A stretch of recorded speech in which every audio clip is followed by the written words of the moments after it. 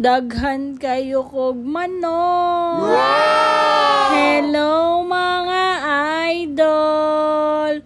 Grabe, dili jud ay lali mag-cravings og birthday gift sa atong sarili kay makapobre jud kaayo idol. Magsud-an jud ta ginamos inig-ulian pero bahala lang basta kay ako mga idol napalitan og nakuhaan akog manok.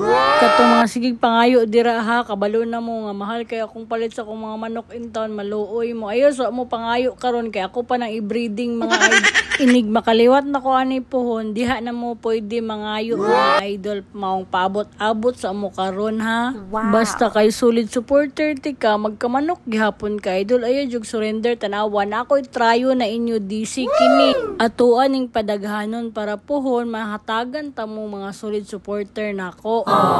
Last day na day karon sa atong festag mga idol, naglibog ko unsaon ako pagulig Davao ani.